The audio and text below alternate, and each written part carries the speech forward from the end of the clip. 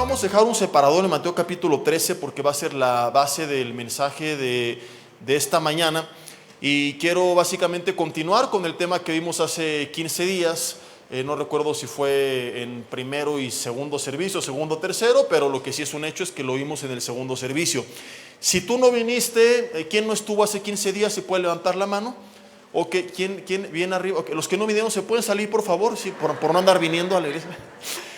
No te preocupes, no es que no vas a entender, el mensaje es independiente, pero sí te recomiendo mucho, ¿verdad?, que en la semana en casa lo puedas escuchar, porque es la primera parte de una miniserie de unos, le calculaba yo 3, quizás eran 4 mensajes que hemos titulado con signos de interrogación: ¿por qué la gente deja de seguir a Jesús?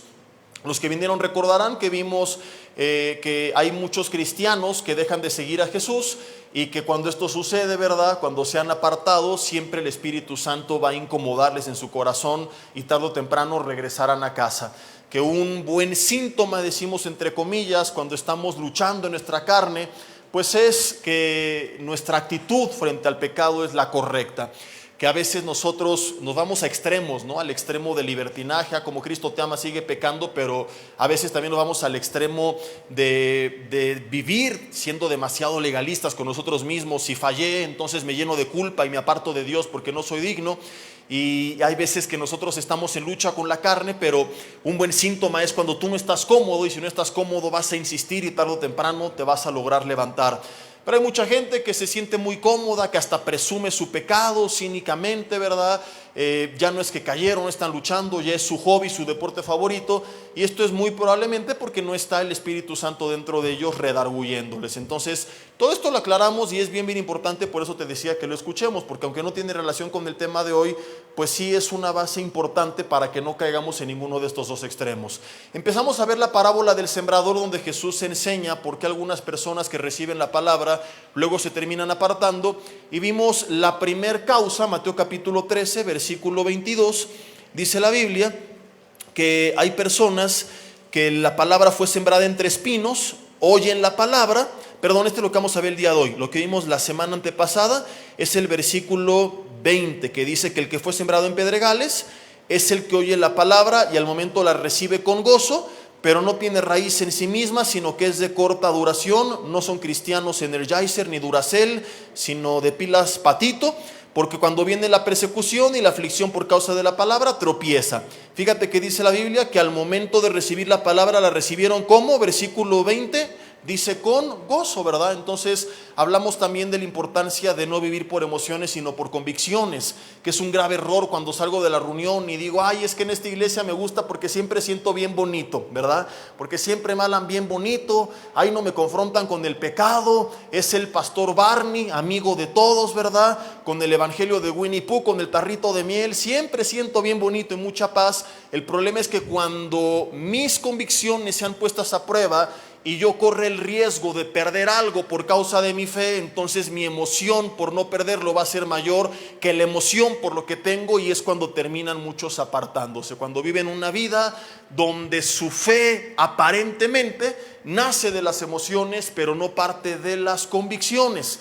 Si tú no lo escuchaste, te recomiendo el mensaje, lo puedes buscar por ahí en nuestras redes, entre semana, ¿verdad? En vez de andar escuchando a Bad Bunny o lo que sea, de ver La Monja, que creo que ya está en Netflix, mejor ponte al corriente y te va a edificar muchísimo. Pero hoy vamos a ver esta segunda parte donde vamos a estudiar la siguiente causa por la que a veces la semilla es sembrada y no llega a dar el fruto que tenía el potencial de dar. La semilla representa la palabra, el tipo de terreno es nuestras vidas. Y Jesús habla ahora en el versículo 22 de el que fue sembrado entre espinos. ¿Y quién es aquel que recibe la palabra como la semilla que fue sembrada entre espinos? El que oye la palabra, y oye significa escuchar con atención, o sea, no es gente que daba el avión, ay sí, no me interesa, sino que escuchó la palabra, puso atención, pero el afán de este siglo se refiere al mundo que nos rodea, y es bien importante que entendamos esto porque este pasaje nos enseña un principio, pero la aplicación del principio puede ir cambiando de época en época, porque esto es lo que significa la palabra siglo, es el mundo actual. Entonces es un pasaje que tiene que aplicarse de forma contemporánea, es decir, la aplicación de cómo lo vivían ellos hace 2000 años va a ser totalmente distinto a cómo nosotros lo vivimos, porque el afán o las cosas por las que se afanaban ellos, como lo veremos más tarde con más detalle, son totalmente distintas a aquellas cosas por las que nos podemos afanar. Pero es básicamente el afán de este mundo, y además de eso suma Jesús otra causa, que es el engaño de las riquezas. Ahogan la semilla y se hace infructuosa. Ahora, en Lucas capítulo 8 versículo 14, si no lo quieres buscar no pasa nada, es el pasaje paralelo a este que estamos leyendo. Lucas añade una razón más, aunadas al afán de este siglo y las riquezas, y menciona Lucas los placeres de este mundo. La pregunta que nos hacemos aquí es: ¿son los placeres pecaminosos en sí mismos? No. Jesús disfrutó de algunos de los placeres. Él, de hecho, fue juzgado por los fariseos porque decían que Juan Bautista ni comía ni bebía, y lo criticaron. Y luego Jesús comía y bebía, y ¿qué dijeron? ¿Verdad? Este es un hombre comilón y bebedor de vino. Jesús fue a las bodas de Caná, participaba en celebraciones con los discípulos. Entonces el placer en sí mismo no es el problema. Lo vamos a estar aclarando, si no hoy, en los siguientes mensajes de esta miniserie. Las riquezas, el otro punto que menciona Jesús. Ojo que no dijo las riquezas de este siglo, sino que textualmente su término es el engaño. Di conmigo: el engaño de las riquezas. Es importante hacer esta anotación porque hay mucha gente que se va al extremo a veces de creer que si un cristiano disfruta de la vida es un cristiano carnal, ¿verdad? Y personas que están siempre serias porque creen que la seriedad es sinónimo de solemnidad, ¿verdad? ¿Cómo es posible que se rió dentro del templo? Aleluya, ¿verdad? Y les he dicho: hermano, pero pues el fruto del Espíritu es gozo también. Y dice: es que el gozo se lleva por dentro, más aleluya. Y le digo: sí, pero el corazón alegre hermosa el rostro. Entonces, si estás alegre por dentro, se va a notar por fuera. Mira la cara del de al lado y dime cómo está su corazón. Voltea a ver y si lo ves sonriendo, dile: tu corazón está sano, ¿verdad? Pero si lo ves medio serio, dile: hermano, gózate, ¿verdad? Entonces vamos a estar aclarando, pero es importante que no nos vayamos a este extremo, porque esto ya es ascetismo, que es la negación del placer. Va muy de la mano con el legalismo. Ya pensamos que se trata de mi esfuerzo, de mis obras. Yo conocí a un brother en el grupo de jóvenes que nunca iba a las reuniones de jóvenes, y de repente íbamos a cenar y no quería ir porque eso es pecado, porque yo tengo que estar en mi cuarto leyendo la palabra de Dios. Y bueno, se le olvidó que si la vida cristiana se tratara de adquirir conocimiento, al venir a Cristo habríamos muerto, porque nos iríamos al cielo y sabríamos más que aquí en la tierra. Hay que adquirir conocimiento, pero también hay que vivir ese conocimiento, y parte de ese conocimiento que tenemos que vivir es recordar que somos la luz del mundo y la sal de la tierra. Si me aíslo de todos, ¿cómo voy a poder ser de bendición para los demás? Entonces hay cosas bien importantes que Jesús enseña y que a veces, si no tenemos cuidado, podemos malinterpretar e irnos a extremos antibíblicos. Pero vamos a ver no lo que Jesús no quiso decir, sino que sí fue lo que Jesús dijo. Y lo primero que Jesús enseña es que el afán, di conmigo, el afán y el engaño de las riquezas muchas veces ahogan la semilla. Mucha gente recibe la palabra, la escucha con atención, empieza a buscar al Señor, a servir al Señor, pero por causa de estas dos razones que vamos a ver de forma aislada, pero son primas hermanas y trabajan muy de la mano, ahogan la semilla. Y quiero comenzar con el engaño de las riquezas. No voy a meterme mucho en esto porque lo hemos hablado ya en otras ocasiones, pero no podemos dejar de mencionar que es una de las razones por las que mucha gente, según las palabras de Jesús, se aparta de la fe. Si quieres sumarle otro pasaje que es un poco más explícito, tienes 1 de Timoteo 6:10, donde dice Pablo a Timoteo que raíz de todos los males, ¿qué es? ¿Dijo el dinero? No. ¿Dijo las suegras? No. Estas son la segunda raíz de todos los males, no la primera. La primera es no el dinero, dijo el amor al dinero, el cual codiciando a algunos, ¿cuál es el resultado? Lo que Jesús dijo: se extraviaron de la fe. No dicen no siguieron la fe, aborrecieron la fe, nunca siguieron la fe. se extraviaron. Cuando una persona se pierde, quiere decir que estaba en el lugar correcto, pero de repente se fue a un lugar que no tenía que irse. Si no hubiera sido alguien que estuvo en la fe, no diría que se extravió. Entonces es gente que aparentemente estaba en el camino correcto, pero que ese amor por el dinero hizo que se desviara. Y te voy a contar algunos ejemplos a continuación. Pero además añade, dice, y fueron traspasados de muchos dolores. Por eso añade, los que quieren enriquecerse, acumular riquezas sin sentido ni razón, porque creen que ahí está la seguridad, van a terminar cayendo en tentación y en lazo. O sea, las riquezas los terminan controlando. Y tienes en la Biblia infinidad de ejemplos. No te hablo de reyes paganos, perversos, que no conocieron de Dios, endurecidos como Faraón, aleluya, que por amor al poder persiguió al pueblo de Dios, porque casi siempre le damos esta aplicación. Pero como te dije en el mensaje anterior, no estamos hablando aquí de gente que no conoce a Jesús. Estamos hablando de gente que iba a la iglesia, que se congregaba, que se discipulaba, que servía, que predicaba, que pastoreaba, que se apartó. Y en la Biblia hay ejemplos como estos de grandes hombres y mujeres de Dios que, número uno, por causa de haber puesto su confianza, su amor, su mirada, su esperanza, su gozo en las riquezas, se perdieron. Paréntesis. Las riquezas en sí mismas, en ningún momento la Biblia está diciendo que son pecado. Si tú algún día piensas que tener dinero es del diablo, dámelo a mí y yo lo santifico en el nombre de Jesús, ¿verdad? No te voy a querer convencer de lo contrario. Pero esto no es correcto. Ageo 2:8 dice que Dios es el dueño del oro y de la plata. Si tener riquezas fuera pecado, el Señor sería el primer pecador de la historia, y las calles en el cielo serían de tierra y llenas de hoyos como las de Toluca. ¿Cuántos dicen amén por eso? En cambio dice la Biblia que son de oro. Pero el problema viene cuando tú crees que si tengo más voy a ser más feliz, voy a tener más paz, entonces mi vida será mejor. De eso hablamos un poco en la cena de matrimonios, ¿verdad? Algunos que piensan que si ganaran un poco más su relación sería mejor. Y no estamos incitando al conformismo, que es el otro extremo.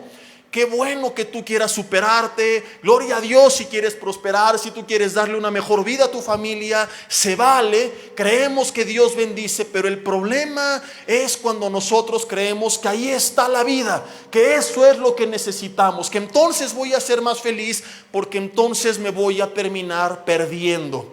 Tenemos casos como Saúl.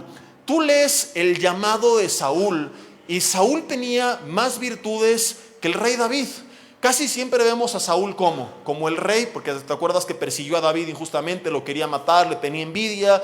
Entonces lo vemos como un señor amargado, enojado, mala copa, endemoniado, ¿verdad? Perverso. Pero cuando la Biblia nos menciona dónde Dios llama a Saúl, son más de 20 buenas características implícitas que se nos revelan de este hombre. De David solamente la Biblia dice que tenía un buen corazón, que era rubio, hermoso de ojos y de buen parecer, lo cual no le importa a nadie, más que a las cristianas solteras. Ellas sí dicen, yo recibo una así, Señor, ¿verdad? ¿Cuántas honestas dicen amén? ¿Verdad? Urgidas pero honestas, al menos, ¿verdad? No, porque la mentira es del diablo. Pero dices, nada más esto. En cambio Saúl, esforzado, trabajador, se preocupaba por su padre, generoso. ¿Dónde están las burras de mi padre que se perdieron? Las voy a buscar. Hay un profeta allá y quizá él te pueda ayudar, pero ¿qué presentes le voy a llevar? Y luego quiero regresar a casa, mi padre se va a preocupar. Era un hombre que no es el que nos termina revelando la historia. Y cómo Saúl se corrompe justamente porque no escuchó este mensaje. Bueno, no a mí, sino la esencia del mensaje.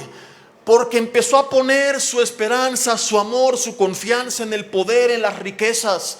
Se empieza a corromper a tal grado que cuando cree que David le puede quitar el trono, su envidia le lleva a perseguirlo.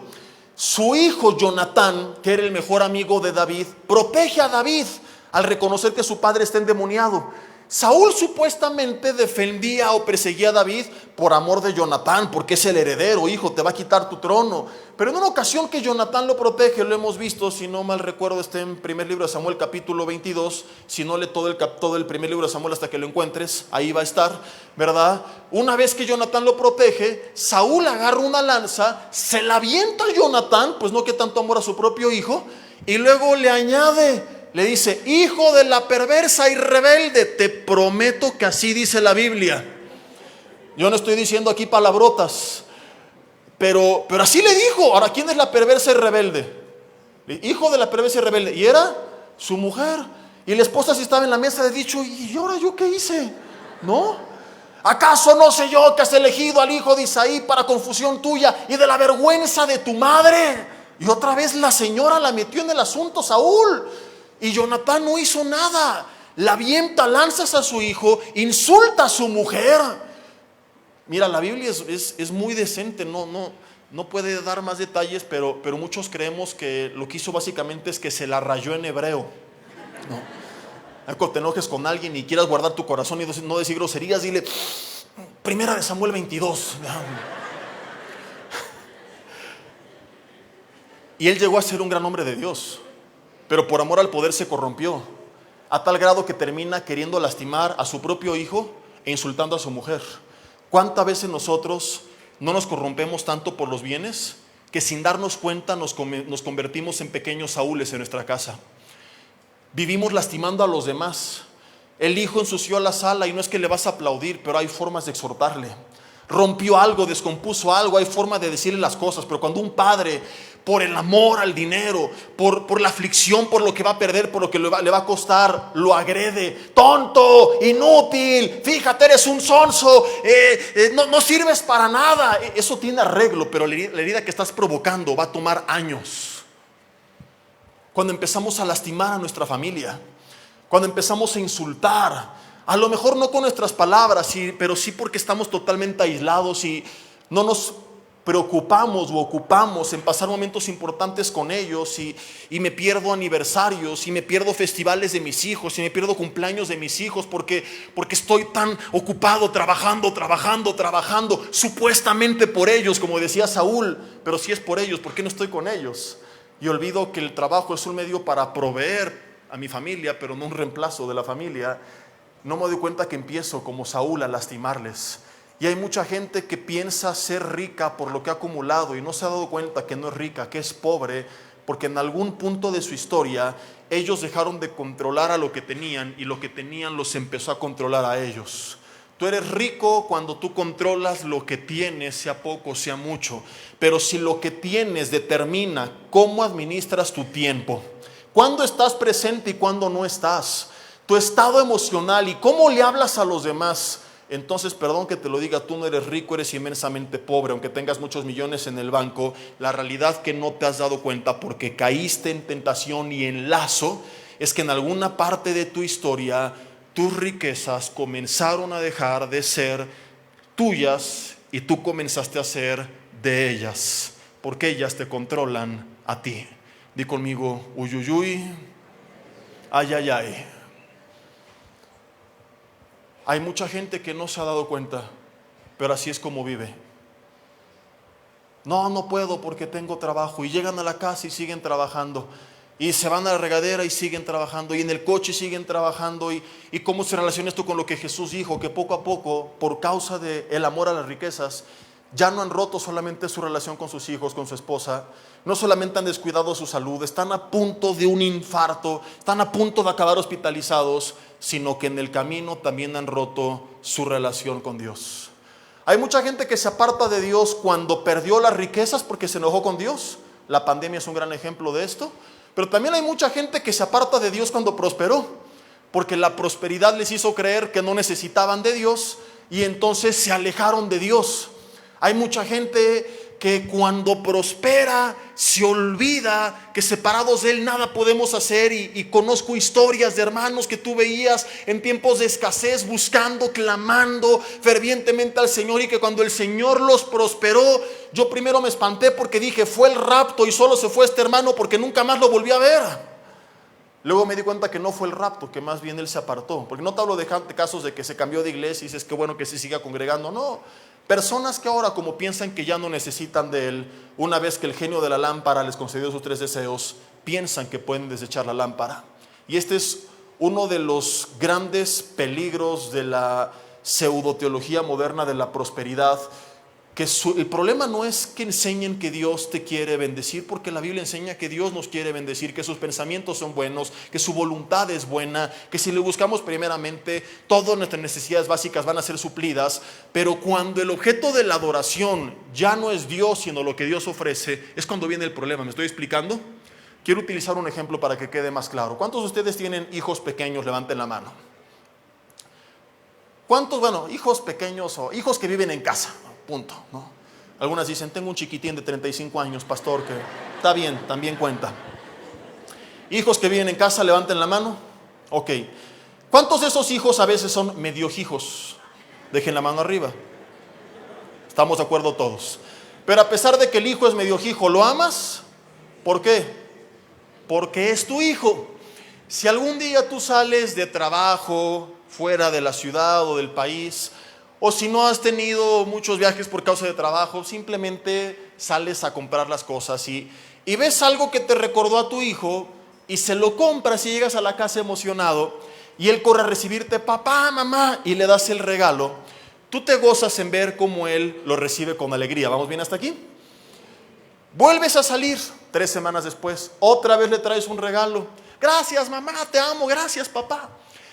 Y así pasan varios meses. De repente, a la 5ª salida regresas y no le traes nada. Vas llegando a la casa, abres la puerta. Papá, mamá, qué gusto que llegaste. ¿Qué me trajiste? No te traje nada, hijo. Entonces llégale. ¿Cómo te sentirías? ¿Bien? Mal. Ahora, ¿tu amor es más perfecto que el amor de Dios para con nosotros? Y si nuestro amor imperfecto no recibe bien esta actitud, ¿qué nos hace creer que esto está bien delante del amor perfecto de Dios? Dios nos ama porque somos sus hijos, nos quiere bendecir porque somos sus hijos, pero nuestra comunión con Él no tiene que depender de esa bendición. Tú como padre esperarías que el hijo dijera, bueno, no me trajiste nada y quería algo, pero qué bueno que ya llegaste y que la abrazaras. Y así debería ser con Dios. Reaccionar como Job, que Dios lo bendice y Job bendice a Dios y era varón perfecto y le dice Dios a Satanás, ¿quién hay como él en la tierra? Pero cuando Job lo pierde todo, ¿qué hizo Job? ¿Se enojó con Dios? Su mujer sí. Esta vieja loca, perdón que lo diga así, pero si te enojaste es porque no conoces su historia. Job pierde su salud, sus hijos y sus bienes. ¿Sabes qué le dijo la mujer? ¿Qué le hubieras dicho tú a tu marido si fueras la esposa de Job? Ánimo, mi amor, que era una mujer de Dios. Dios está con nosotros, hay que echarle ganas, todo va a estar bien, cuentas conmigo, ¿verdad? Pero la señora le dice, maldice a Dios y muérete. O sea, cuando creas que tiene la peor esposa del mundo, acuérdate de la de Job y vas a amar a tu mujer, ¿verdad? Para cobrar el seguro, yo no sé por qué, pero le dice, ya muérete. O sea, Dios, dentro de todo el sufrimiento, además de todo, le dejó a la esposa. Job ha de haber dicho, oye, Señor, te llevaste a mis hijos, te faltó la mujer, ¿no? Pero se la dejó atormentarlo también. ¿Y qué le responde Job? Recibiremos de Dios el bien y no tiempos de adversidad. Jehová dio, Jehová quitó, sea el nombre del Señor bendito. Es como reacciona un hijo de Dios. Dice, Señor, no te miento, me gustan tus bendiciones, creo que eres bueno, las recibo, las anhelo, pero de eso no depende mi fe. Cuando tú das te bendigo, pero cuando tú quitas también te bendigo, porque como lo hemos visto otras veces, puede cambiar mi posición, pero eso no cambia tu posición. Pase lo que pase con mi vida, tú sigues siendo mi Dios, mi creador, mi Señor, mi Salvador, el que dio por mí su vida en la cruz del Calvario. ¿Cómo no he de seguirte alabando? Y ves que no es un caso exclusivo de Job. Pablo, Filipenses 4, del 11 al 13. He aprendido a estar contento cualquiera que sea mi situación. Sé vivir abundantemente, pero también sé tener escasez. Vemos que el problema no es el estado socioeconómico de la persona, porque a veces idealizamos o satanizamos extremos, ¿verdad? La pobreza es del diablo, ser rico es del diablo, Dios quiere que seas rico, Dios quiere que seas pobre. Vamos extremos por no tener un equilibrio bíblico. Y ves a Pablo diciendo, ese no es el problema. Si paso tiempos de escasez, puedo enfrentarlos con convicción. Pero si paso tiempos de bendición y de abundancia, puedo mantener los pies sobre la tierra. y no apartarme. ¿Por qué? Versículo 13, porque todo esto lo puedo en Cristo que me fortalece. Si Cristo es la base de mi vida, voy a estar firme y no voy a abandonar la fe, ni si pierdo recursos, ni si gano recursos. Pero si yo no estoy cimentado en Cristo, voy a caer en cualquiera de los dos extremos que hemos mencionado esta mañana. O me terminaré apartando de Él como la esposa de Job, ¿verdad? La hermana doña Jovita, o no sé cómo se llamaría, ¿no? Enojado con Dios. O en tiempos de prosperidad, mucha gente se envanece, se llena de orgullo, como el hijo pródigo, como Nabucodonosor. Pienso que no necesito de mi padre y me aparto de Dios.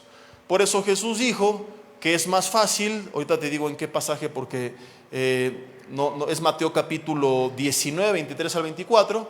Dijo no que era imposible, pero sí que era muy difícil que entrara un rico en el reino de los cielos. Y luego utiliza una ilustración. Dice, es más fácil que pase el camello por el ojo de una aguja, ¿qué dijo Jesús? A que Cruz Azul le gane al América. Eso fue lo que dijo.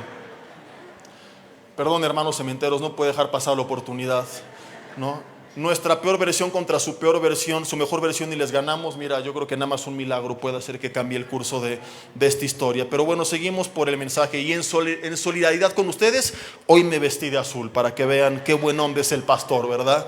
Estoy con ustedes porque a pesar de eso son mis hermanos en Cristo. Jesús dice, es más fácil que pase un camello por el ojo de una aguja que un rico entra al reino de los cielos. No es una aguja como la que usamos para coser. El ojo de la aguja era la puerta pequeña de una ciudad. Generalmente había puertas grandes, pero en tiempos de guerra, de peligro, o donde querían filtrar a los visitantes, los pasaban por una puerta muy pequeña. Y cuando alguien venía de un viaje mercantil con un camello cargado, tenían que descargar al camello y pasarlo casi arrastrando por esa pequeña puerta. No era imposible, pero sí era muy difícil y no era lo ideal. Entonces no es una regla, y por eso digo, no es satanizar cuando alguien prospera. Hay gente que ha prosperado honestamente, que Dios ha bendecido, que a veces la gente que no sabe, envidiosa, mala copa, murmura, critica, y mira nada más, quién sabe qué estará haciendo. Y tú no sabes quizá que son años de buenas decisiones, mientras otros tomaron años de malas decisiones, ¿verdad? Entonces ese no es el problema per se. El problema es que a veces, o no más bien a veces, sino que es muy común que el rico ponga tanto su esperanza en las riquezas que piensa que ya no necesita de Dios. Ahora, hay muchos de ustedes que Dios ha prosperado y que se mantienen firmes con convicción porque han entendido este principio. Pero es poco común encontrar esto. La gente comúnmente cuando prospera empieza a pensar que no necesita tanto de Dios. Entonces, no necesito ir a la tarde de oración porque no tengo nada que pedirle, porque todo está bien. No necesito ir a la iglesia, no necesito la palabra porque tengo la vida resuelta. Mejor hoy me voy de pinta, ¿verdad? Y empiezan poco a poco, como Jesús dijo, por el engaño de las riquezas, a apartarse de la fe. Empiezan a olvidarse de su Creador, no por las riquezas en sí mismas. Hubo gente en la Biblia muy próspera. Tienes a Marcos, por ejemplo, que es el autor del Evangelio de Marcos, y su familia era muy bendecida. Abraham, a quien conocemos como el padre de la fe. Salomón, mujeres en el ministerio de Jesús que el Señor bendijo mucho y que no se apartaron, pero tienes muchos ejemplos de otros que sí lo hicieron. Balaam es otro de ellos, ¿te acuerdas de él? Balaam era un profeta que generalmente hablamos de él como el falso profeta de Balaam. Pero ojo que Balaam era un hombre de Dios inicialmente, o al menos eso aparentaba ser. Balac, hijo de Beor, le manda unos mensajeros con una ofrenda y le dicen, maldice a Israel, porque eran sus enemigos. Y Balac dijo, sabes que Dios está con ellos, no los voy a poder derrotar, porque pelear con estos cuates está muy difícil, a menos que su Dios los maldiga y los abandone. Entonces hay por ahí un profeta que me dijeron que puede lanzar una maldición y que entonces van a perder el favor de Dios. Entonces Balaam va a orar delante de Dios. Dios, me están sobornando que si los maldigo, y Dios dice, no puedes maldecir a quien yo bendigo, bendice a mi pueblo Israel. Entonces llega Balaam y le dice a los mensajeros de Balac, ¿saben qué? Dios dice que no, que se regresen a su casa con su lana, ¿verdad? Y yo no voy a maldecir a Dios. Balac entonces envió otros mensajeros más honorables, mejor vestidos, con mayores títulos y con más dinero. Cuando Balaam vio el dinero, si Dios le había dicho que no, ¿qué tenía que responder? A ver, no importa cuánto manden, ya les dije que no, porque Dios dijo que no. Pero fíjate su respuesta, es así como que de serie de comedia. déjenme volver a orar a ver qué me vuelve a decir Dios. O sea, como si fuera a llegar, oye Dios, es que, ¿qué crees? Ya sé que me dijiste que no, pero ¿ya viste lo que me están ofreciendo? Y Dios con Balaam, a ver, ¿de cuánto estamos hablando? Todo esto, Señor.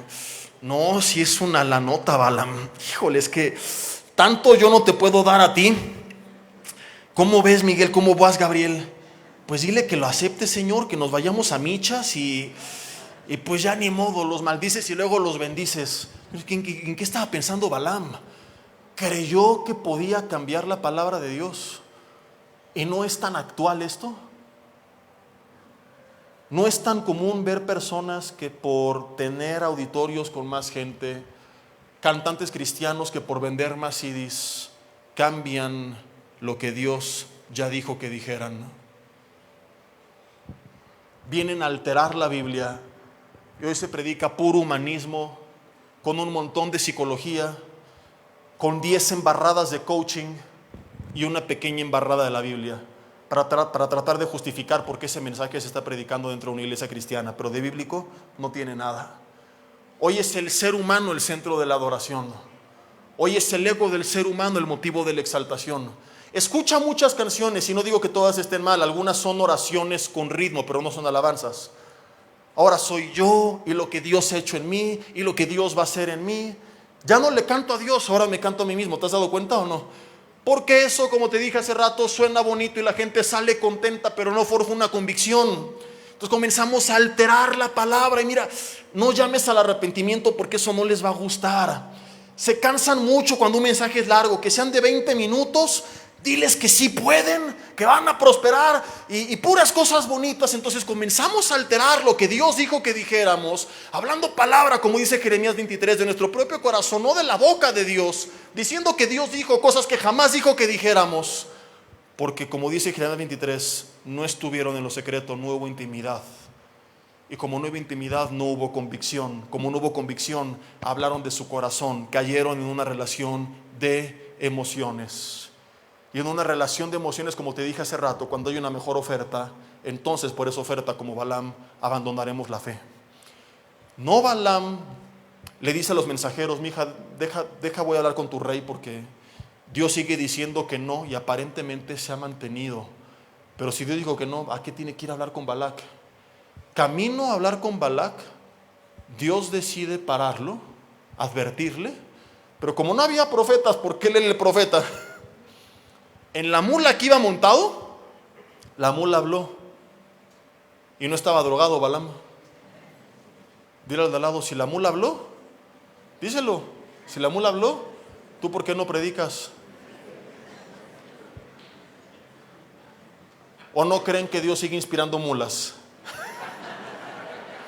Incluyéndome. Jamás ha sido grande la mula, sino en que le inspira. Y cuando alguien piensa, es que me da pena, paréntesis, me pongo nervioso, tienes razón, tú no puedes. ¿Quién dijo que se trataba de ti? Descansa en Dios y vas a ver que Él sigue inspirando mulas todavía. Y Balaam va con Balac, hijo de Beor, y no maldice a Israel, pero les aconsejó cómo hacerlos caer en pecado de inmoralidad para que perdieran el favor de Dios. O sea, jamás públicamente dijo estoy en contra del pueblo de Dios, pero sutilmente, con tal de obtener ese recurso, vio la manera de autoengañarse y engañar a los demás. Y es lo que mucha gente sigue haciendo. Vemos la manera de engañar y distorsionar la Biblia y moverla para aquí, para allá, para a fin de cuentas únicamente obtener lo que queríamos. Y podemos seguir contando ejemplos de personas que se corrompieron por el amor a las riquezas, dejando bien claro que nunca fue el recurso en sí mismo el problema, sino cuando ellos pusieron su esperanza en Él y eso los llevó a corromperse. Y Jesús menciona a una prima hermana del engaño de las riquezas, porque los menciona juntos de la mano, y dice, el afán de este siglo. Entonces a lo mejor hasta aquí tú has dicho, esto no aplica para mí, yo no me he corrompido por el dinero, no he dejado a mi familia por el dinero, no los he insultado por el dinero, pero fíjate cómo los menciona de la mano, dice el afán de este siglo y el engaño de las riquezas que muchas veces trabajan juntos. ¿Qué es el afán de este siglo? Cuando estamos ansiosos por todas las cosas del mundo que nos rodea. Cuando estoy tan preocupado, tan estresado, y ahorita vamos a ver la raíz de todo esto y su relación con las riquezas, por las cuentas, por los pagos, por los gastos, que entonces sin darme cuenta ya no le doy tiempo de calidad a mi familia. A lo mejor tú dices, no, yo sí paso tiempo con ellos, pero estás en otro planeta porque estás ahogando la semilla de la palabra con el afán. Estás en la comida, pero pensando en las cuentas, los pagos, en el trabajo, en la iglesia, pensando en lo mismo, en la noche, en vez de estar en oración antes de irte a dormir, pensando también en todo esto. Y el afán poco a poco ha ido ahogando la semilla. Ahora, ¿cuál es su relación con las riquezas? Déjame explicártelo y te voy a contar una historia interesantísima, otra vez, de dos grandes hombres de Dios. Bueno, un hombre y una mujer de Dios que hicieron una obra magnífica, pero vamos a ver cuál fue el origen de su decisión. ¿Te acuerdas la historia de Ananías y Zafira? La mencioné un poco en la cena de matrimonio, solo que cometí el error de decir Ananías y Azarías porque los confundí con los amigos de Daniel. Pero son Ananías y Zafira. Este matrimonio vende una casa, dando una parte a la iglesia, se queda en otra parte, dijeron que habían dado todo y por mentirosos terminaron cayendo muertos. Esto es lo que la gente sabe, pero hay un fondo, una raíz de todo esto que a veces no nos damos cuenta cuál es, porque comenzamos a leer desde el capítulo que menciona su historia sin ver cómo termina el capítulo anterior, que es la introducción a lo que viene. Recuerda que capítulos y versículos son añadidos por el ser humano para encontrar más rápido los pasajes, pero no quiere decir que cuando acaba un capítulo la historia es otra. Entonces, si en tu día de lectura terminaste un capítulo, al siguiente día lee los últimos versículos del capítulo anterior que ya leíste para que entres en contexto con el que viene. ¿Vamos bien hasta aquí? ¿Qué dice el capítulo anterior? Que un hombre llamado Bernabé vendió su casa y la puso a los pies de los apóstoles. Este acto de Bernabé llama tanto la atención de la iglesia. Yo no sé cómo reaccionaron, pero sabemos que llamó tanto la atención porque Lucas, que es el autor del libro de los Hechos, lo registró. Ojo, Lucas no es testigo presencial de todos los eventos que describe. Cuando él escribe primero el evangelio que lleva su nombre, se dedicó a hacer una investigación exhaustiva. Él era un médico y es como médico el único que en orden pone todos los hechos cronológicamente de la vida de Jesús. Y esto fue para informar a Teófilo todo lo relacionado a Jesús. Hechos es la continuación de esa obra donde ahora él ya no habla de Jesús, sino de los discípulos de Jesús. En algunos eventos él estuvo, pero en otros simplemente le llegó la información. Ahora, ¿qué información le llegó? La más relevante. Dentro de esa información, él escribe de Bernabé, por lo cual sabemos que fue un evento a la que la iglesia le llamó mucho la atención. Probablemente lo subieron en redes sociales, en el Facebook de la iglesia primitiva, que era el nombre de su página. Los puedes seguir si quieres, ¿verdad? Ahí sigue Pedro contestando desde el cielo mensajes.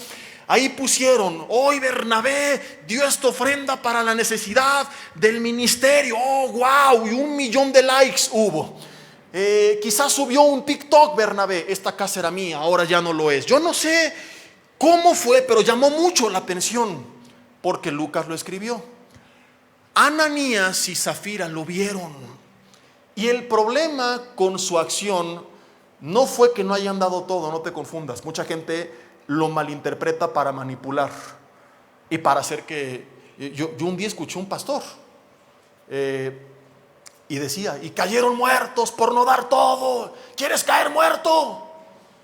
No, y dices, qué terrible forma de malinterpretar y manipular, porque el mismo Pedro lo contradice. Le dice a los dos, Ananías, Zafira, ni tenían que vender su casa, y aún vendida, no tenías que darla a la iglesia. Si querías dar un 1% o nada, no hubiera pasado nada. El problema es que dieron una parte, pero en vez de decir es una parte, dijeron que estaban dando todo. Ahora, nunca te has preguntado, ¿y por qué dijeron esto? Piénsale tantito. ¿Y cuál es su relación con Bernabé? Ellos dieron una buena cantidad. Estimamos que es al menos más de la mitad, por obvias razones. Te lo explico. Alguien llega el siguiente domingo y dice, hermanos, tenía una casa en el centro de Metepec de 150 metros cuadrados. La vendí y la quiero ofrendar a la iglesia. Aquí está, 150,000 pesos. ¿Le creerías que eso la vendió? Porque sabemos cuánto cuesta, y ni aunque sea de lámina, el puro terreno cuesta mucho más que eso. Más o menos tienes una idea.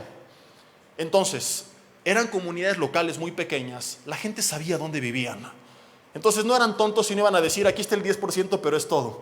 Para que ellos pensaran en su corazón que podían engañar a los demás, porque Pedro no se dio cuenta por la cantidad, sino porque el Espíritu Santo se lo reveló.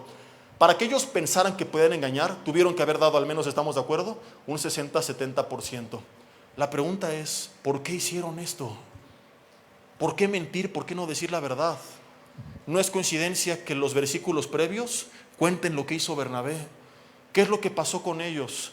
Había tales complejos, falta de seguridad, ganas de llamar la atención, el problema de no tener una identidad firme en Cristo y estar tan preocupado por lo que digan, por lo que piensan, que ellos vieron el impacto que causó Bernabé. ¡Ah! ¿Viste lo que hizo Bernabé? Todo mundo habla de Bernabé. Oye, ¿y si hacemos lo mismo, vieja? Pero es que es mucha lana. Bueno, damos una parte, con la diferencia compramos un caballo nuevo, nos vamos a nuestro depa que tenemos frente al Mar Muerto, pero a la iglesia, para que nos aplaudan y nos reconozcan y nos suban a Facebook, igual que al Bernabé. Así dijeron ellos. Decimos que dimos todo. Qué buena idea. Y por eso mintieron. El problema no fue la obra fue magnífica. ¿O tú te enojarías si alguien vende una casa y te ofrenda el 60%? Dirías, ¿es todo o nada? Aunque te diera el equivalente de los canceles, dices, bienvenido. Dieron mucho, pero la motivación de su corazón nunca fue ser de bendición, fue llamar la atención, fue ser vistos, fue tener reconocimiento. ¿Qué es lo que había en ellos? Muchos complejos, una falta de identidad, unas ganas de querer tener el aplauso de todos. ¿Qué tiene que ver todo esto con lo que Jesús dijo? Viajamos al presente.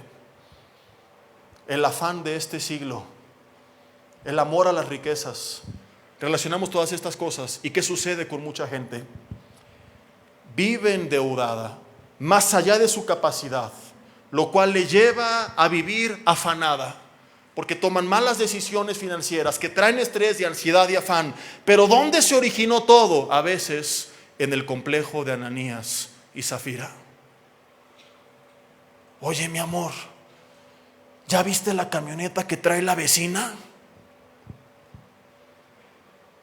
¿Ya viste el coche que se compró el vecino? No como el tuyo, que le dicen Lázaro, porque para qué anda hay que resucitarlo. Mira, ese sí está. Oye, mi hermana, ¿viste que se cambió a las lomas de no sé qué y nosotros en lo más lejano de la ciudad? ¿Qué crees? Que fui al desayuno del comité de mamás del colegio de mis hijos. Creamos la Fundación Club de Guacamayas AC y todas traían bolsa de marca. Una traía Michael Kors y la mía dice Michael Horse y tiene un caballo.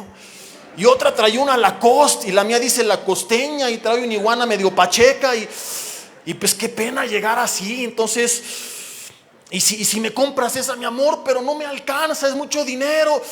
Pero mira, no importa, está meses, compre ahora y pague cuando venga Cristo, hay que aprovechar. Y ojo, yo no estoy diciendo que es malo si tú la tienes. Hay una gran diferencia entre que te gusta, quieres y puedes, qué bueno.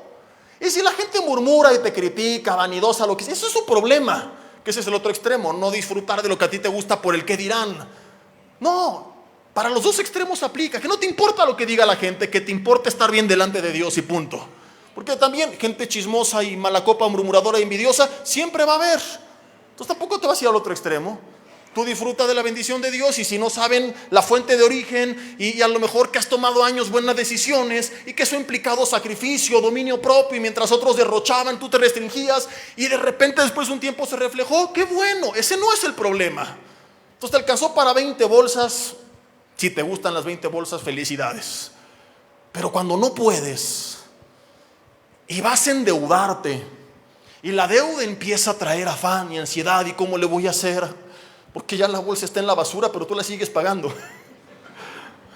Es cuando viene el problema, porque ese afán ahoga la semilla. Pero el origen del afán a veces es competir con esta sociedad que está llena de consumismo y de tantos complejos y de tantas apariencias, y todos viven tras un espejismo. Es gente que fue tan lastimada desde que eran niños, que ahora crecen y por no ser lastimados y querer ser reconocidos, hacen tonterías que no se dan cuenta que los va a terminar llevando. Gente que vive en una casa que no puede pagar, que está fuera de lo recomendado por los expertos financieros, más allá de su capacidad, pero para que los demás vean que triunfé, que vean quién soy, y está así por dentro. No tiene ni para invitar a nadie a comer, no tiene ni para amueblarla. Es casa museo porque te llevan, te la enseñan, pero ni un refresco te invitaron porque no hay para nada, ¿verdad? Pero eso sí, la foto en Facebook, estrenando, siempre bendecida, ¿verdad? Y todas sus frases célebres. Es un mundo de apariencias. Está confirmado que mucho de lo que la gente publica en redes no es cierto. Yo he conocido gente que andaba en adulterio, que se acabó divorciando y siempre publicaban fotos de cuán felices eran. Y no es verdad. Quien es feliz ni publica, porque está tan ocupado disfrutando su felicidad que se le olvida de andar fotografiando para subirla. ¿No hay gente que va a comer un restaurante bonito y en vez de comer ese platillo le está tomando fotos? La sube, ya se le enfrió y sigue contestando los likes que le dieron, ¿no? La siguiente que veas que alguien sube un platillo a sus redes sociales, dile ya trágatelo y no estés molestando ni presumiendo. Es de las cosas más absurdas que hacemos. Pero a veces la raíz es esta. Un niño lastimado que no tuvo la aceptación de sus padres, el reconocimiento de papá y de mamá, que creció sin seguridad y ahora necesita la aprobación de los demás. Empieza en una lucha de competencias. El vecino tiene, mi hermano se compró, ellos hicieron, ¿y qué van a decir de mí? No llegamos al extremo que te cuento que supe de un caso, porque es un hermano además que yo aprecio, que iba a un estudio para matrimonios en casa, donde yo sé que él empezó a ser bendecido porque tenía muchos problemas y de repente dejó de ir. Y le preguntaron por qué dejó de ir. ¿Y sabes por qué dejó de ir? Porque él tenía un coche muy bonito, pero de repente le fue mal y lo cambió por uno muy viejo.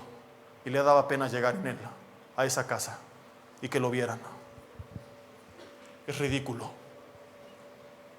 Es absurdo. Pero los hay. ¿Qué van a decir? ¿Qué van a pensar? Que digan lo que quieran, que piensen lo que quieran. Tienes que saber, como hace rato te dije, que eres hijo de Dios, que Él te ama, que ahí esté tu seguridad y que entonces dentro de ti digas, si el Rey del universo así me ama, así me acepta y así murió por mí, ¿qué me importa lo que piensen los demás? Y si de repente quise y pude darme un gusto y murmuran, es su problema por chismosos. Y si de repente me fue mal y como Pablo tengo que limitar un poco mi calidad de vida y restringirme, no pasa nada. No voy a dejar que eso ahogue la semilla. Quiero terminar con esto, si me apoyan con el teclado, mis hermanos. El afán de este siglo, el engaño de las riquezas, me absorbe tanto que rompo mi relación con Dios, que empiezo a descuidar mi salud y que sacrifico a mi familia. Y me acordaba hace rato de una historia verídica, y es el caso de un matrimonio que al marido le empezó a ir muy bien en su trabajo. Prosperaron, se cambiaron de casa, cambiaron de coche, jubilaron a Lázaro, se compraron uno nuevo, otro nuevo. Pero ella en esa consejería nos decía a mi esposa y a mí que no se sentía tan bien porque él trabajaba todos los días, todo el tiempo. Y lo extrañaba, y sus hijos también. Le dimos algunos consejos, pasan los meses, nos vemos de nuevo. Y para no hacerte el cuento largo, después de algunos meses él pierde el trabajo inesperadamente, pone un pequeño negocio con el que empieza a ganar la tercera, cuarta parte de lo que recibía antes, se va a una casa más sencilla, volvió a comprar a Lázaro, pero ella estaba feliz porque lo veía todos los días, porque llegaba temprano a casa, porque comía con él, porque pasaban juntos el fin de semana. Y yo le dije, qué buena noticia. Pero él se sentía frustrado, con impotencia, porque el varón desde el huerto del Edén fue puesto para proveer, y en su afán de llevar a veces lo material se olvida que es más importante lo emocional, lo espiritual, que de nada sirven tus cosas sin tu presencia. que el trabajo es un medio para proveer a la familia, pero jamás tiene que ser una sustitución de la familia. Y me dice, es que ahora soy pobre. Le dije, ¿de qué me estás hablando? Eres multimillonario. Es que ahora fui para abajo. Le dije, creciste y no te has dado cuenta. Dice, no, pastor, tú con tus alegorías, ilustración. Le dije, no, no es ilustración, es literal. Déjame te lo explico con un ejemplo muy sencillo. Si tú tienes un niño que no sabe todavía del tipo de cambio y solo sabe signos de más, signo de menos, y le pones un billete de $100 que equivale a unos 1,750 pesos actualmente, y un billete de 500 pesos, y él no tiene idea cuánto equivale $1, y le dices, elige cuál de los dos quieres, ¿cuál va a tomar? El de 500 pesos. Porque él en su mente piensa que 500 es más que 100, y es correcto. Pero cuando se trata de evaluar las riquezas, no solo importa la cantidad, sino el tipo de cambio. Porque en este caso todos sabemos que $100, aunque contenga en el billete una cifra grabada menor a la de 500, alcanza para casi 4 veces más que el billete de 500. Y no tienes que ser experto para esto. Es algo muy lógico y muy básico. Pero no nos damos cuenta que en la vida diaria no lo estamos interpretando de esta forma. Y le dije, y te lo comento también a ti, antes ganabas 4 veces más, la cifra era mayor, pero te alcanzaba para menos, porque tus decenas de miles de pesos o centenas de miles de pesos te alcanzaban para pagar una casa, un coche, ropa, pero no te alcanzaba para pagar tiempo con tu familia. Eras tan miserable que no te alcanzaba ni para un minuto con tus hijos.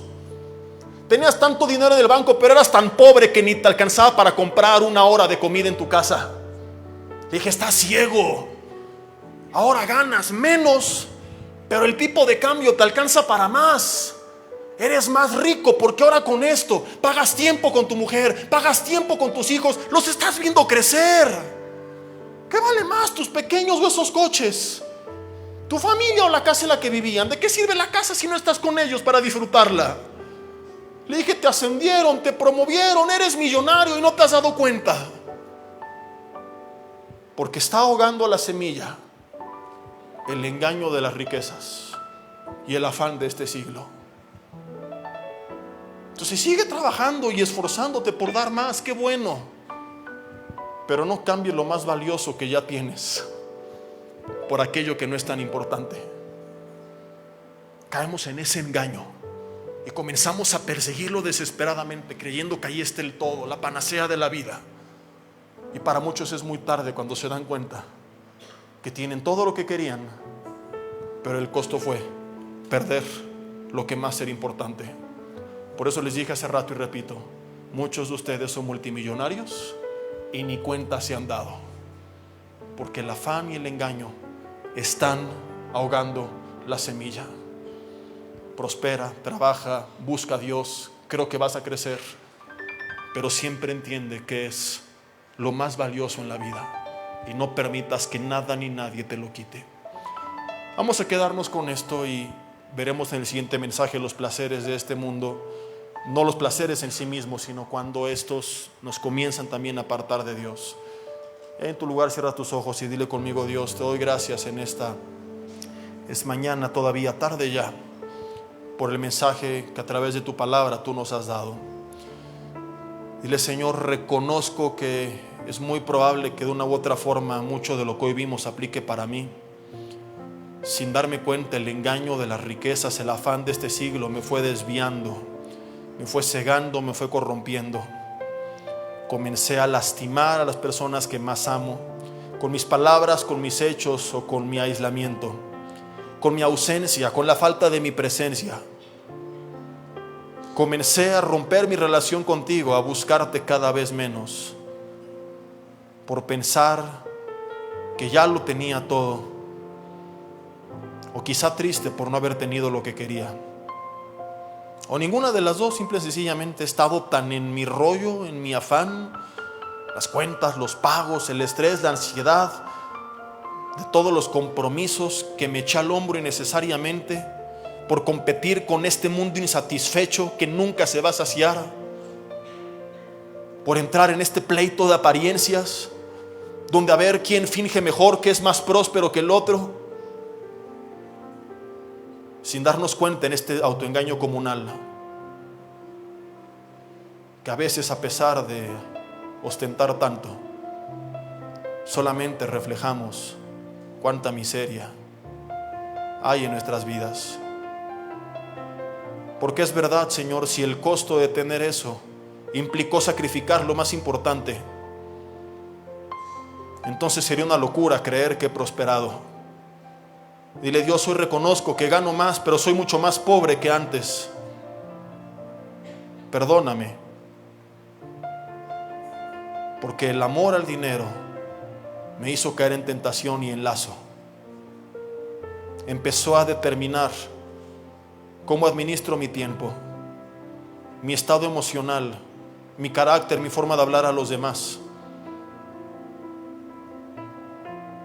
Y no pienso seguir así un día más en mi vida. Recibo tu perdón, creyendo que la sangre de Cristo me limpia y que en ti hay nuevas oportunidades. Y no me voy a lamentar por los años que ya pasaron y que se perdieron, lo cual sería añadir más daño al daño que ya se hizo. Voy a aprovechar bien los que vienen por delante. Si eso implica, Señor, tener un estilo de vida más modesto, renunciar a algunas cosas, al menos por ahora, para estar en paz, dejar de estar tan afanado en querer tener, si el tener implica perder lo que más vale. Hoy doy ese paso hacia adelante y elijo lo que realmente vale la pena.